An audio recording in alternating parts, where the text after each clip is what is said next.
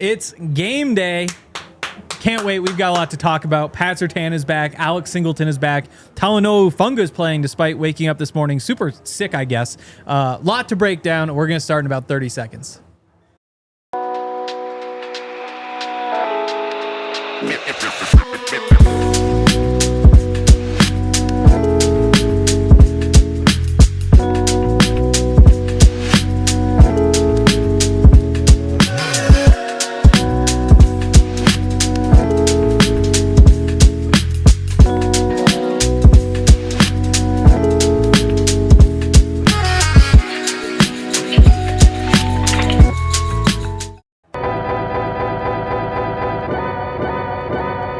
This is the DNVR Broncos pregame show presented by Coors Light.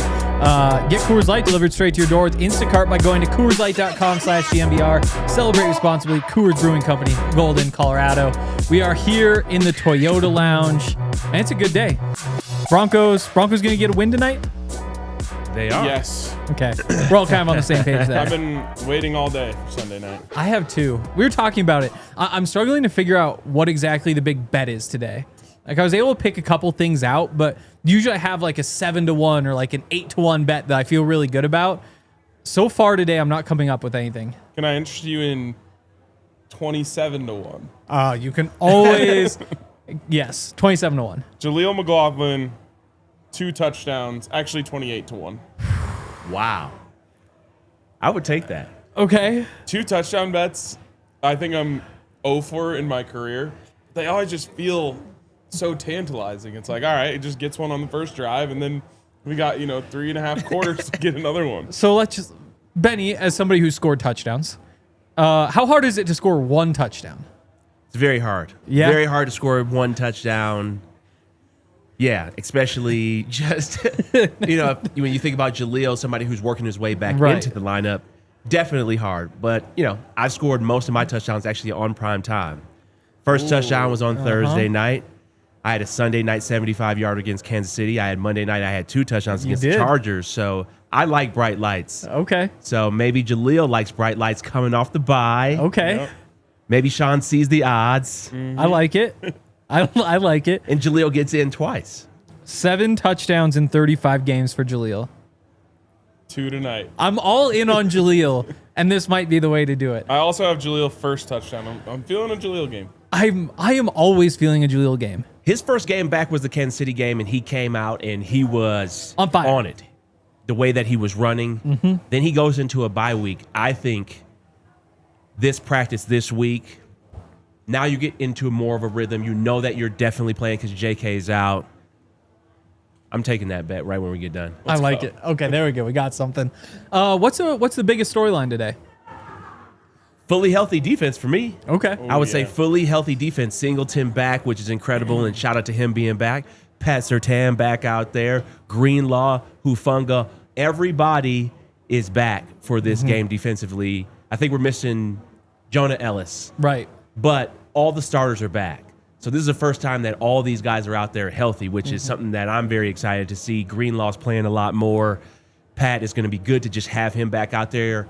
Now, how does this defense take the next step? It's already a championship level defense, but what does it look like now to just add Pat Surtain back, maybe get some more turnovers, get the chemistry and everything back going? So I would say the defense being healthy and being all together, to me, is one of the biggest storylines, I think, coming out of the bye week, because you were worried a little bit about injuries after when did Pat get hurt? Against Dallas, right? Right. Yeah. So you were a little bit worried about injuries. Singleton gets hurt and has the cancer scare. So it's going to be good to see everybody back out there. Absolutely. I agree. I think that's exciting. I had a dream this week that they were doing like historic stuff on defense in this game. So I'm hoping that happens, like multiple defensive touchdowns or something. I don't remember the exact details. I just remember being like, yeah, we should have expected them to be this good with Pat when they were that good without him. Anyways, my biggest storyline is... I love a football dream. Well, me too. A lot of times I have dreams that I'm playing football. Me too. I have a weird amount of What those. positions? Quarterback. Last time I was receiver, and it was for the Broncos. And it was like a weird, like, we're out of guys, like, we need somebody. And I just, like, I felt like I was, like, moving in mud. Like, you get the same thing. We're just like, oh, I know I'm faster than this, so I just get, you have the same thing. So crazy. There has to be something psychological about that of, like, our brain's telling us, like, yeah, you're not good enough for this. I know.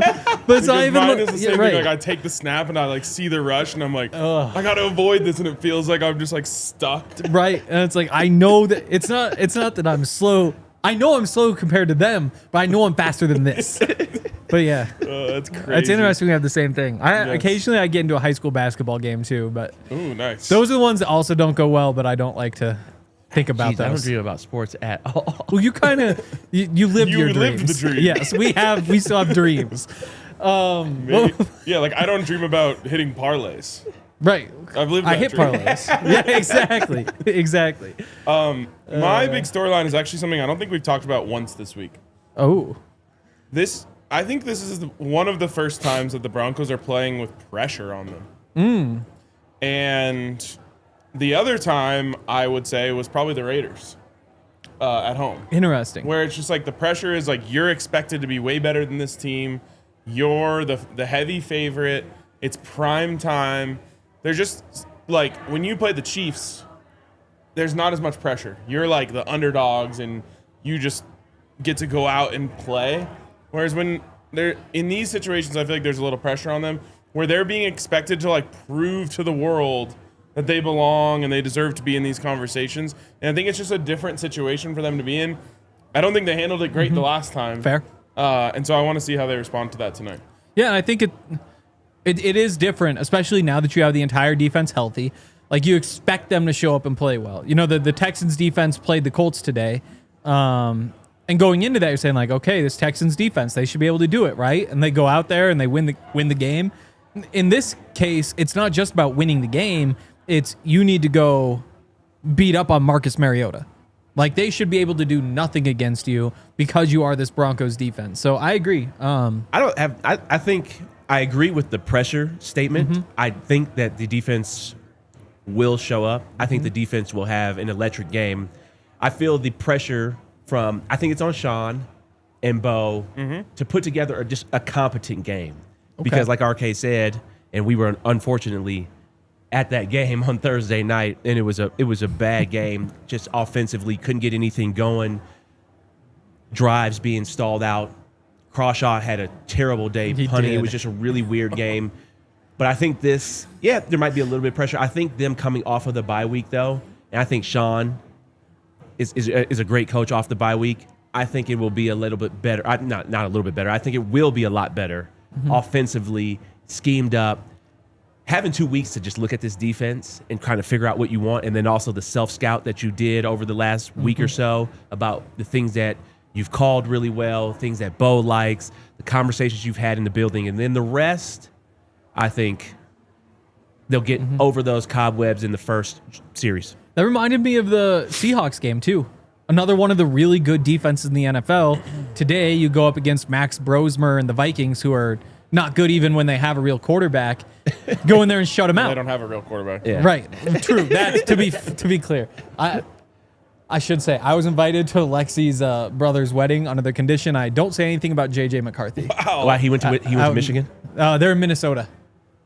So Vikings fans. Yeah. I mean, Yeah. he's just not good. Like, We can say it here. We can't say it at the wedding. It's crazy that he's literally become like the meme of the year. It is so sad. But like, it reminds me, again, as somebody who watches a lot of Vikings for those reasons, having a rookie quarterback is not always fun. In fact, most of the time, it's not fun at all. Yeah. You get Cam really Ward. excited for the draft and get hyped up, but you have to go watch this guy who's never played NFL football before just learn lessons and struggle.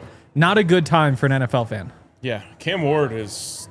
I watched him today because, not to throw him under the bus, but Jake put Titans +6 in a parlay with me and Scotty. Okay. And so then I had to watch that, and my God, that was rough to watch. I mean, like, I'm sure people will be all over Shador because he threw for 149 yards today. Yep. Cam Ward in start number, or whatever this is now, 12-13, I think threw for 138. Like, it's hard out there. It is. shout out Especially for these to rookie QBs. Sean Payton. in this roster, in this staff, for having a rookie quarterback going to the playoffs last year and going back again for back-to-back years, no fall off. I think, speaks to just who Sean is as a coach and who Bo is as a leader. Well, and I think we talk a lot, especially in the offseason, about how for young quarterbacks, the peak is probably in your 30s. Unless you're a very mobile quarterback who, like, the athleticism is really what drives things, you're probably going to be playing your best football at some point in your 30s. And some guys, it's like mid-30s, it seems like. Like Matt Stafford is hardly past his prime at this point. But that means that the first few years are just about surviving and being allowed to keep playing when you're 26, 27, 28, 29. Elite. He was always elite. But what he's doing now is crazy. Right, he's going to win his first MVP at like 37, 38. I don't know what the odds are now. Today, he probably, That video of him his rookie year where he, like, dislocates his shoulder or whatever. and throws a fade. Bro, I think that's my favorite football video ever. Like, if it comes across my timeline, I watch the entire thing every single time. Like, the way the amount of pain that he's in. Breaking AFC West news. Yeah, I was going to drop that too. Justin Herbert has a break in his left hand. He will have surgery tomorrow. But they said they're unclear. He played the rest of the game, right? Yeah. They said they're unclear if he'll miss any time. Okay. So it's like, bad year for left hands. Aaron Rodgers, Justin Herbert. When was the last good year for left hands? There was that year Tua was good. Well, yeah, when Tua Steve Young won the national championship for Alabama. I feel like you need to have at least like two left-handed things coincide in a year for it to be. Okay. I'm sure a lefty was like the winning pitcher in the Randy World Series Johnson. that year. Right. Randy Johnson was left-handed, right? Yeah. Would he have crossed over with like a Steve Young Super Bowl? No. Best year? No. No, there's 10 years in between. Doesn't matter. Yeah. Something to keep an eye on for sure. I mean, I kind of thought the Raiders were going to win that game today. I don't know why. And then they were still the Raiders. They were still the Raiders. Any other big storylines tonight before we move along? I think we'll have a keen eye on the running game. Yeah. Game 2 without JK. Like, just see if maybe during the bye they're able to scheme anything up to take advantage of RJ's skill set a little bit more. Can Jaleel, be a bigger part of what they're doing moving forward? I think everyone in the fan base thinks that this team needs to add a big back. So it'll be something that we're paying attention to today, like third and short situations. What's their plan? That sort of thing. Right. Are they going to play like the number 1 seed? Ooh. Because you're the number 1 team in the AFC. Like, yeah. If you win, that looks you'll like. have the tiebreaker again. I know what it looks like to be on a team that looks or has the confidence of like, oh yeah, we're the number 1 team and play like that. So do they play like that? Do they have that type of swagger out there today and just confidence of like, oh yeah, we're the best team in the league? Narratives are written in primetime. So tomorrow morning, there's only 2 things that can happen. 1, everyone's talking about the Broncos being a powerhouse. 2, everyone's calling the Broncos frauds. And both of those could be wins. They really could be. Just did you win pretty or not? Yeah. Going back to the run game, I think, to me, the biggest question when it comes to whether the Broncos can win a Super Bowl is the run game. Like, it's not even Bo Nix anymore. Like, Bo is number 2 at this point. Like, can he get hot enough to carry a team? But to me, number 1 is just, can you run the football? And if you can, what does that look like? Because either you need to find a big back or one of the running backs on your roster just needs to start playing bigger. I think Jaleel is capable of that. And I honestly think RJ is too. You just have to see it. Like, you guys see the physicality show up just a little bit more. You guys see the vision show up a little bit more between the tackles. And I wonder if this is maybe somewhat of a last opportunity for those guys to prove that they can be that piece of the backfield and that the Broncos don't need to look elsewhere to find, even if it's just like rotational guy, but somebody who comes in and can handle 5, 6, 7 runs between the tackles over the course of a game. Is there anybody is there anybody else out there that could handle that? No, otherwise they would have grabbed it. Yeah. And it's just like every game where you're not figuring out a way to run between the tackles, that need just grows a little bit. And so those low-end running backs that you can grab become a little bit more appealing. I still just want Damian Martinez. Me too. Rookie. Fits what you need. Yep. Loved him in college. Game notes time. All right. Let's hit some notes. First note, Broncos were worried about the rain this week. Very worried about the rain. They Just the weather in general, right? Like Yeah. Rainy, windy. Yep. Coldy. Did a bunch of the wet ball drills. So you throw the ball in the. It's the worst. Really? It's the worst. When you're practicing wet ball drills, it's so overemphasized, because they dump the ball in a bucket of water. It's like, it doesn't rain like that. It doesn't rain like that. Number one, they'll switch the ball every play Yeah. Oh, so when it's it's just a rain game. yeah. So when you're doing the wet ball drills in practice, they dump the ball in water and then they throw it at you. Yeah, You're while like, bro. it's like still soaked. Yeah. Well, it probably makes it feel easy when you get to the game. Way easier. Rain games, just no gloves. It doesn't work. You went no gloves during the rain. Oh yeah, Yeah. Like I would say most everybody does. It's like they have rain gloves, but they're the worst. Yeah. The other thing they're worried about is the cleats. In particular, because it's My Cause, My Cleats week, which is a really cool week, but it means everybody's wearing custom cleats. And so, for example, I think it was 2 years ago when the Broncos went to Kansas City, one of Sean's genius moves was to increase the length of everybody's cleats, in part because I believe Kansas, the Jayhawks, had played a football game there the day before.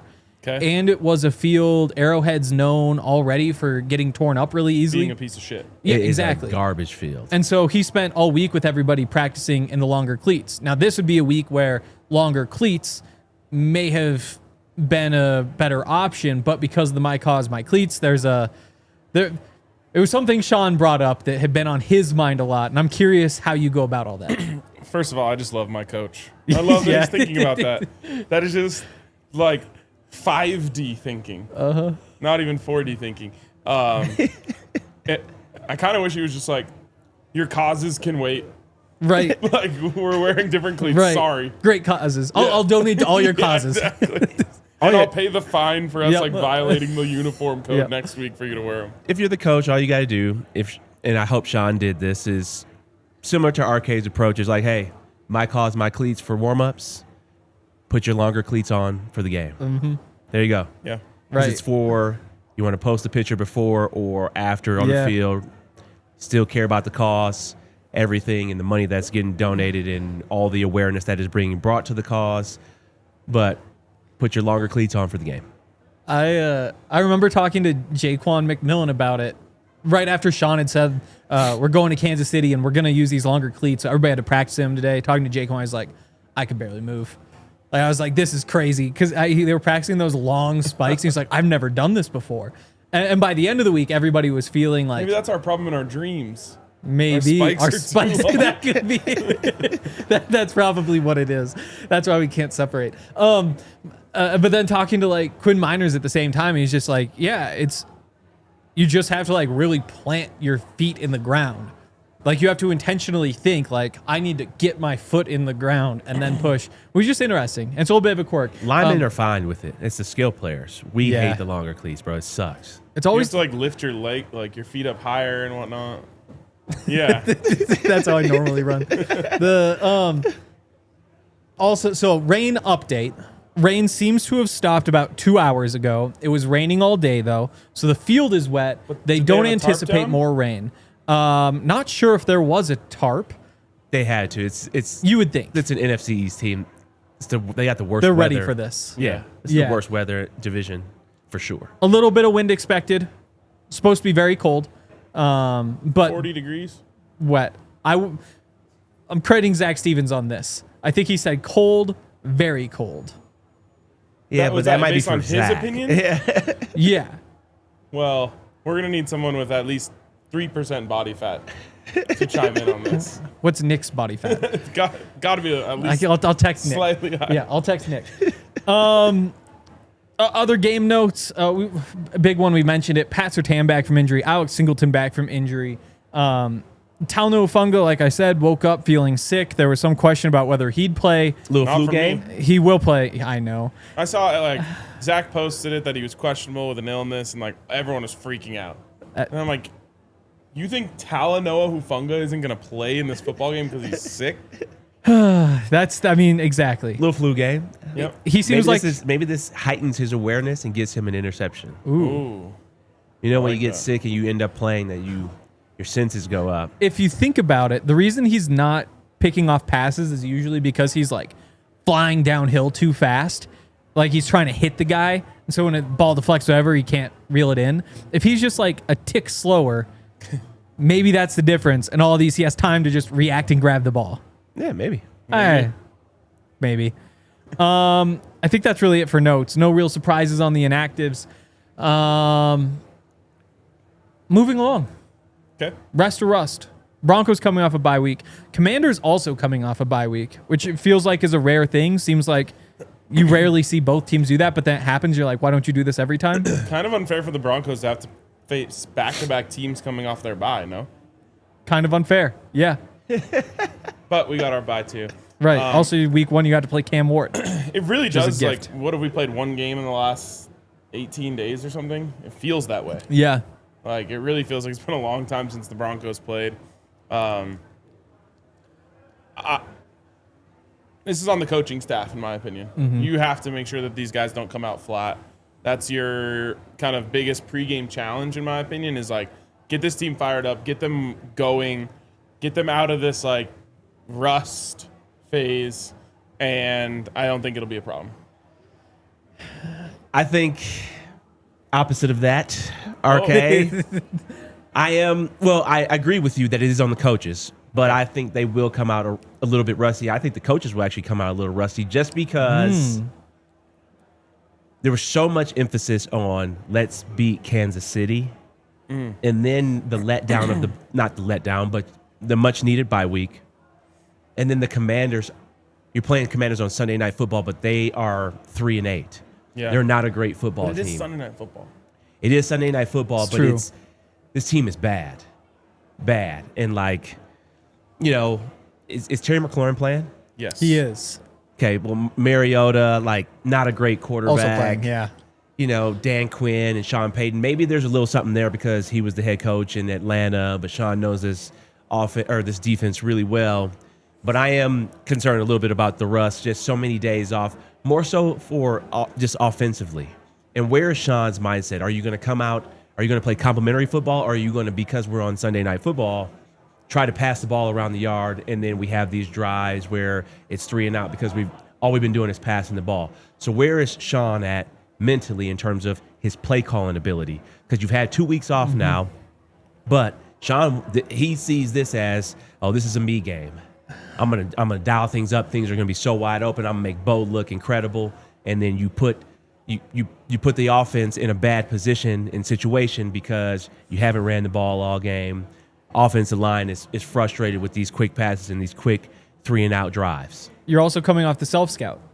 And so in the back of Sean's head, he knows all of his tendencies. When Jalil's on the field, Jalil gets the ball. Do you find ways to avoid that? They run right whatever percent of the time, 70% of the time. Do you start thinking we need to start running left a little bit to keep them honest? All the different personnel groupings they have. You know, if Lil Jordan or Pat Bryant's on the field, a lot more likely to be a run play. Like Evan Ingram, there are so many tells in that offense.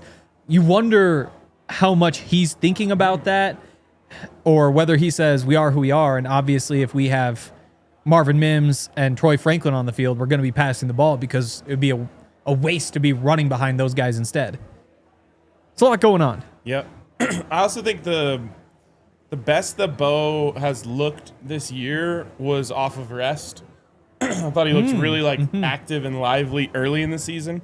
Then there was a point where I thought he was legitimately injured. Yep, after the Raiders game. Then he comes back in the Chiefs game, looks really good after rest. And I'm hoping that another, week of rest gets him back to looking like fresh. Yeah. Yeah. I hope so as well. And I don't even know that I feel that there will be like the rest will help or the rust will hurt as much as they had a lot of momentum. Like they've won 7 games in a row, and I guess they had that little bit longer week after a Thursday night game toward the end of that, but they were just kind of in a rhythm, and everything was clicking, and everybody was gelling and playing well together. They knew what was working, what wasn't. And it's not so much that I think that I don't know if rust is the wrong word as much as like you build momentum. Now that momentum's gone, and now you need to build that momentum again. Okay. You're on an 8-game winning streak. You're on a bye. You're on a one week off. The bye just I just hate where it came. I just hate where the bye came in the schedule. But you won all of the games that are in the bye week window. Like, you would have been interrupting a win streak at any point, no matter where your bye was. True. But 8 wins in a row. Also, the Commanders coming off a bye week, just something just really fishy about it. Not in terms of the Broncos losing, but now they're playing the spoiler in every game. Yeah. So, fake punts, trick plays, Mariota, whatever they can do to help him out, especially against a defense like this. You know, I'm just super weary of things like that. Yeah. So, but if they win, then all of the momentum's back? We'll see. We'll know. We can update on the post-game show. I would say the momentum was at 100. Right now, it's at 90. Okay. But if they win, it's right back at 100. It's right back at 100. Okay. Yeah. Also, somebody in the chat saying the Broncos and the Bears are the fool's gold teams this year. And they're both going to lose early. I think it's interesting because I think there's a reason why I kind of think the Bears might be fool's gold, and I could be wrong and just a hater. They forced 26 turnovers. The Bears have? Yeah, 6 more than any other team in the NFL this year. How many of the Broncos forced? Like 6? 9. And there are 3 teams who have forced fewer turnovers. And that's where I was going is like the Bears probably have gotten some turnover luck. The Broncos have had extremely bad turnover luck up to this point. And I kind of wonder at some point when you play well, the tides turn. Even half of what the Bears had, right? They'd be undefeated. Right. Yes. Absolutely. 5 more possessions? Well, no, more it than would have only mattered in those 2 games. But yeah. Right. That's true. Yeah, it's crazy. It is crazy. Well, if they get them for the next 6 games, they'll win. They'll finish 15-2. Yeah. You know how people say positive regression to the mean? People love to say that. Wouldn't it just be progression to the mean? Yeah, because it would be progress. Positive progression and positive are the same. Yeah, positive regression. Either way, the Broncos are due to go up, and the Bears are due to go down. They are, and that's nothing against the Bears, who have some cool players who are good at forcing turnovers. I would hope the Broncos also learned how to stop committing so many penalties during the bye. I don't know if that's something you can learn, but that's another one that, again, we've been saying something's got to change there. Somebody said Broncos are getting spanked by the Bills and Chiefs in the playoffs. I mean, Chiefs might not make it, bud. yeah. I kind of hope they do, though, because we just saw them play 2 weeks ago.